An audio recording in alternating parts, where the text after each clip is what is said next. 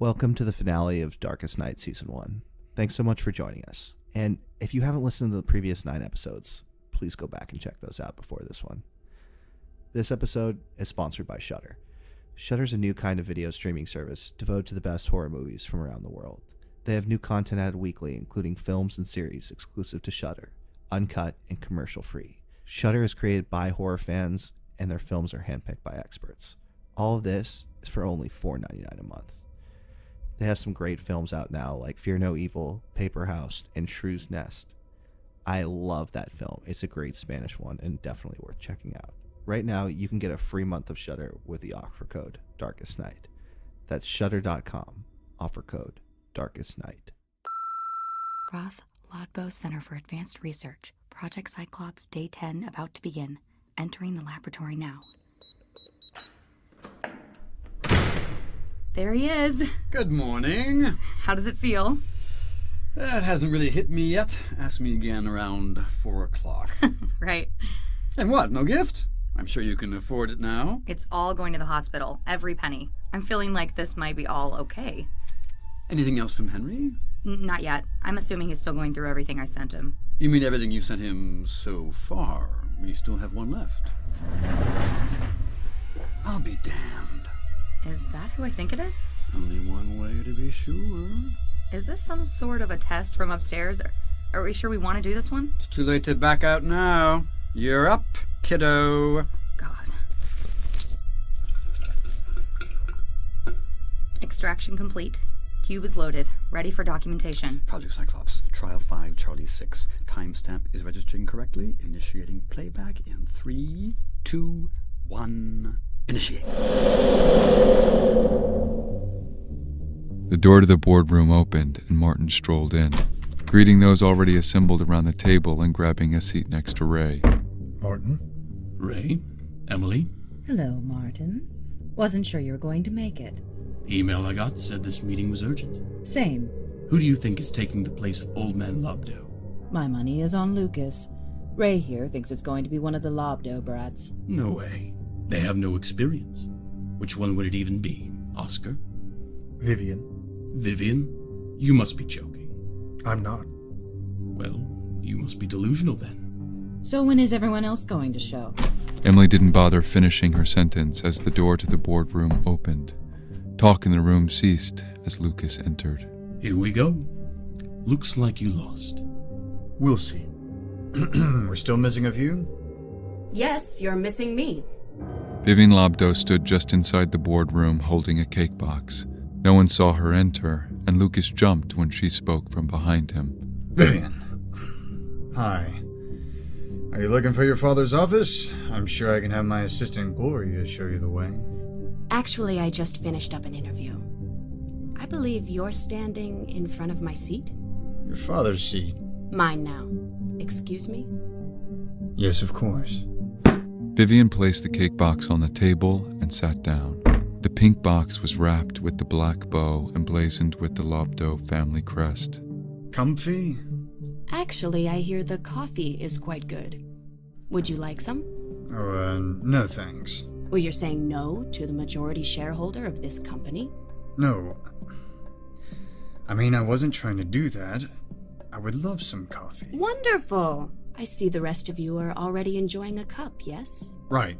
As I was saying, we're a bit light on attendance, no? Your coffee is ready, Lucas. Thanks. Now back to dealing. Aren't you going to try a sip? I mean, it's really wonderful. Sure. This coffee is the best I've ever tasted. Are you satisfied? I will be. Did you want to lead this meeting, or can I do my job? No, you can continue for now. For now? What does that mean? Well, just go ahead and continue. Thank you. As Patrick is no longer with us, the first order of business should be redistributing his shares. Is anyone interested in buying them? All right. Well, I would like to absorb his shares at a fair market price. Any opposed? I'm not opposed to what you're proposing, but the shares have already been bought. What? By whom? It seems that, well, I'm not quite sure how to put this. Spit it out, Martin. The company bought his shares, Lucas. You knew about this too? I pay people to pay attention to my investments and let me know if anything interesting is happening. Maybe you should try that. How could the company buy back the shares? A deal would have had to been made with the recipients of his will, correct? What's funny, Emily? I believe she's laughing about the situation. I don't care. What happened to the shares?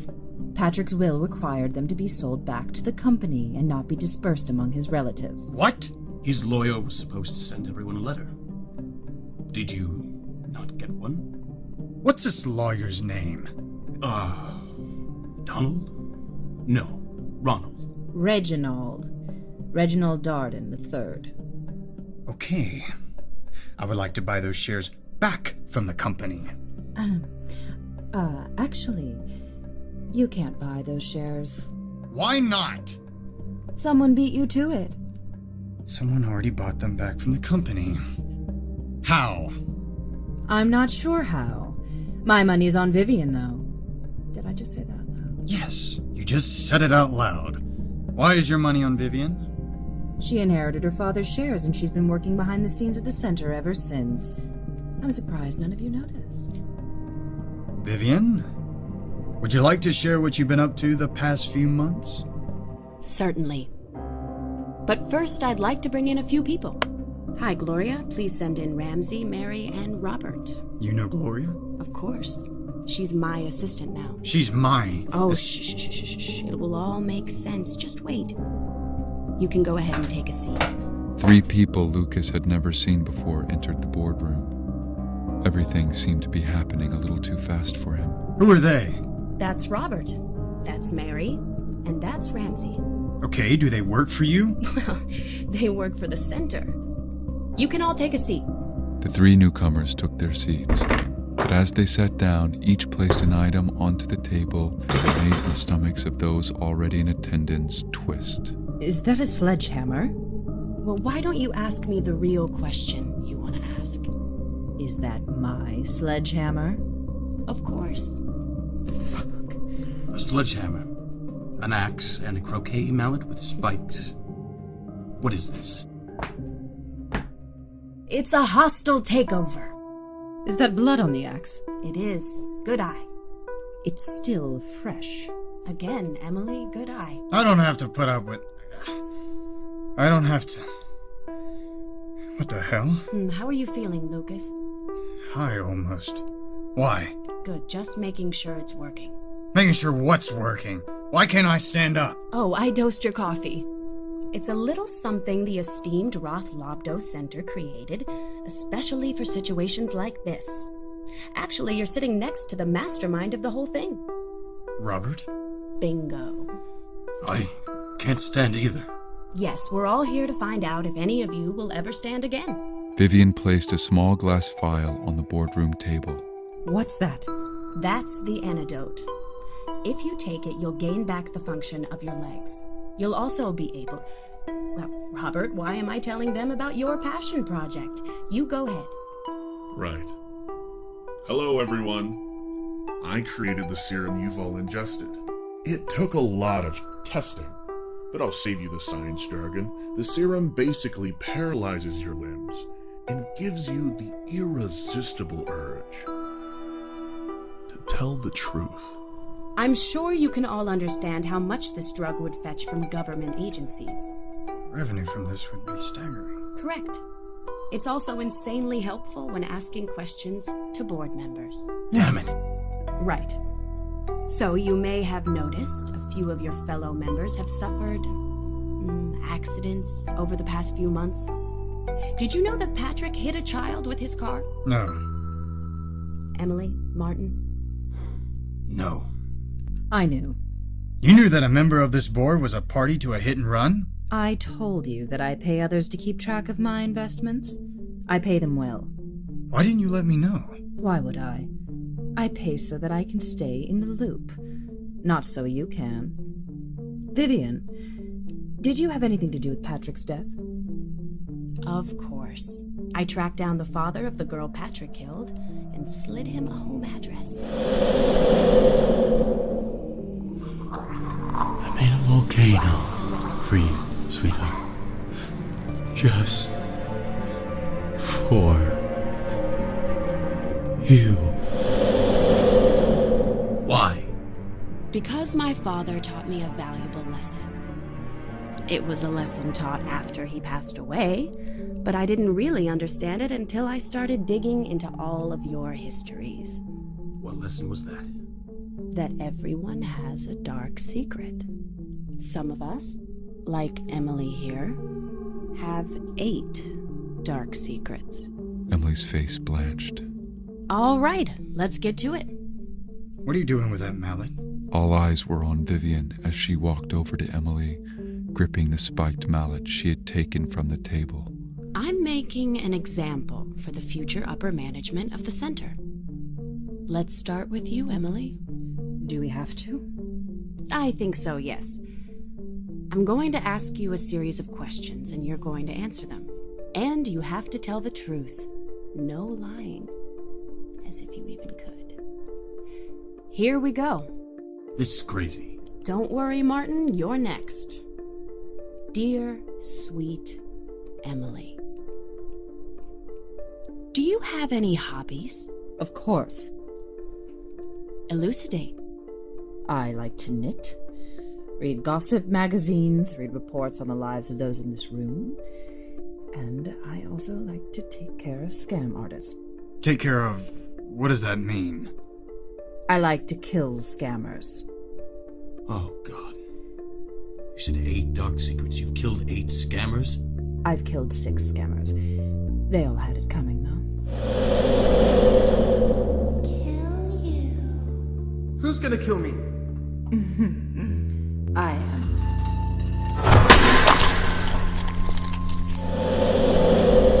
Jesus. You said 6. What happened to 7 and 8? More like 1 and 2. My daughters. You killed your daughters? I did. Why? Neither one of them would mind me, and I wasn't about to let them run wild, leaving their dirt lying around so any one of my enemies could collect it. I needed to nip the problem in the bud. So I did. Thank you for sharing, Emily. I thought it was a lovely story. Would you like to tell the others what you found out about Mike? Mike found God. What does that mean? He and his friend Jack started a cult. Well, tried to start a cult. Why are you doing this? Why do you want the world to end? The only way the rapture will ever occur is if the righteous make it happen. We did this for the common good. We die today so that the many shall live forever with God and His kingdom. His will be done. Abaddon will be born in the blood of the righteous.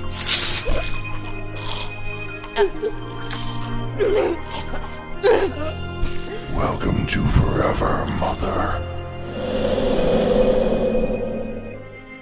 He tried to sacrifice several girls along with himself to bring about the end of the world. You're kidding. I'm not. They haven't been found yet, but I'm sure they will be in the coming weeks. What would possess someone to believe that sacrificing people would bring the end of the world? He might have had some help down that path. By who? By Robert here.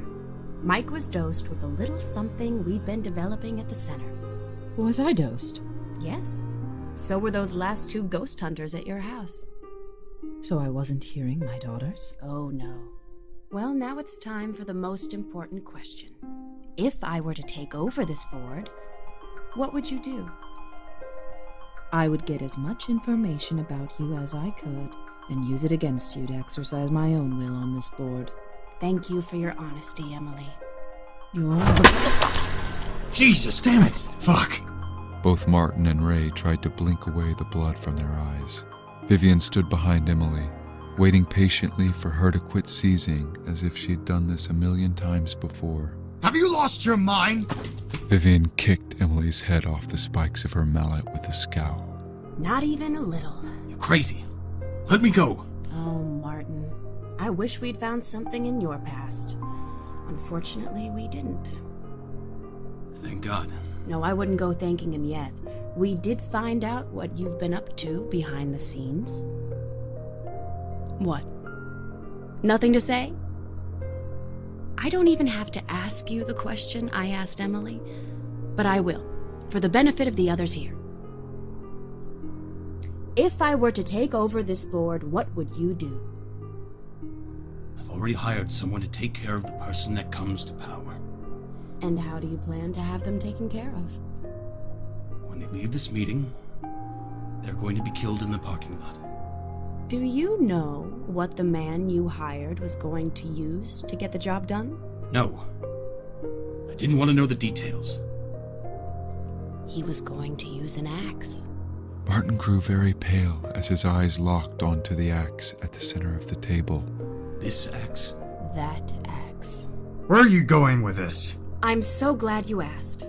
Martin, did you know that Lucas owns other businesses? Yes. What of it? Did you know that he owns several transportation companies? No. So then you'd be surprised to find out that he owns a limo company named Horn's Limo Service. Son of a bitch! Look, I didn't know how to tell you.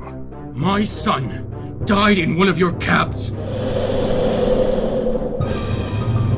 know what I love about these old cars? No airbags. Shit! Time to fly, Jamie boy! We didn't know who the driver was. The person was nowhere to be found at the scene. I'm sure Vivian knew that. So where is this all going? Oh, just setting up the motive. Motive for what? Vivian pushed the cake box across the table to Lucas. Open the box, Lucas. You shouldn't have. The man Martin hired was easily swayed by a bit more money. Daniel. Didn't your son go on an interview today, Lucas? The head of Lucas's son, Daniel, stared back at him from inside the cake box. I'm sorry, Dad. I tried. Don't worry. You'll be seeing your father soon.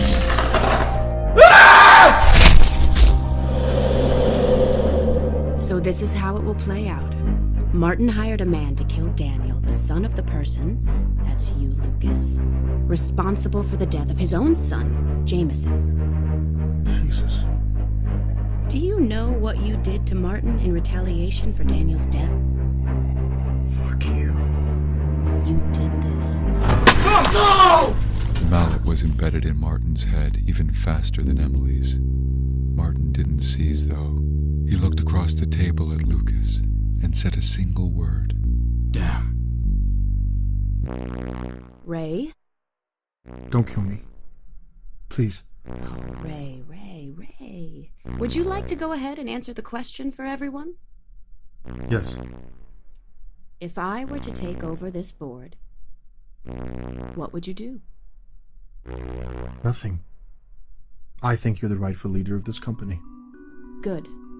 Now tell the others how I helped you. I want everyone gathered to understand the lengths I will go to protect those under my wing. You got rid of Leah's baby. I never wanted it. She did. Once Caleb was born, he was all she cared about. I disappeared. You and I talked, and you said you'd take care of it. All I had to do was move into a new house. And did I deliver? A hidden room? Ugh, is that what smells so bad? No. Leah is all mine again. Wonderful. You can keep your position as head researcher, Ray. Just keep in mind what I know and the lengths I will go to keep what is mine. Yes, absolutely. Can I take the antidote now? Antidote? For my legs. There is no antidote. The serum wears off after a few hours. This board now consists of me and me alone. Robert will be the new director. Mary and Ramsey will both be promoted to head scientists of their projects, and Ray will continue to serve as head researcher. I wanted an upper management that understood what's at stake. What about... What about who? Lucas? Vivian smiled down the shaft of the croquet mallet, embedded in the side of Lucas's head. Kicking his head away, Vivian swung again, spraying those at the table with hot blood. Everyone remember this. Never forget. This is what happens if you ever try to take control of my company. Never forget. When the serum wears off, Ray, clean this up. Okay. Good. Meeting adjourned. Oh, and before I forget, John, Katie, we need to talk about your future at the center. She knows our names, John. She knows that we know. How did she find... Good afternoon, Dr. Kinsler. Miss Reed, I would like to be the first to thank you both for all of your hard work. Without you, I would never have pieced together everything going on with those in power at the center. So, from the bottom of my heart, thank you. You're welcome. You shouldn't patronize a woman holding a spiked mallet, Katie. Don't talk to her like that. Want to say it a little closer to the microphone? Miss Reed, why don't you take the recorder out of your purse so that we can get a clearer sound? I don't know what you're talking about. Oh, naughty girl. You do know that recording devices are strictly prohibited on campus, right? What do you mean? Are we really going to do this? I'm a busy person, you know. What? The center's equipment isn't good enough for you? You have to smuggle in a device of your own? I didn't. Stop lying to me. That's enough. Leave her alone. It was me.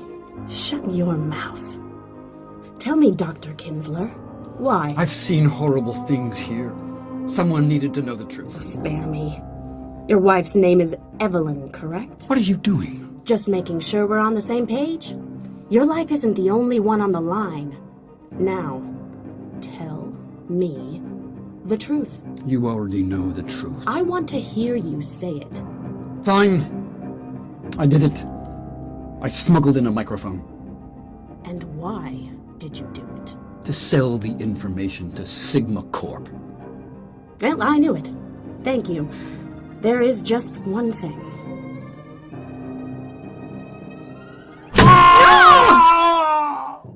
I hear today is your last day. Go to hell. I need you to apologize.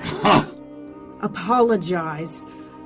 Apologize, or your wife will be wearing this mallet as a hat. I'm waiting. I'm sorry. Not to me. To your employer. What? You know who I'm talking about. Apologize to the individual who sends your real check. Into the microphone, please. Henry, I'm sorry. I let you down.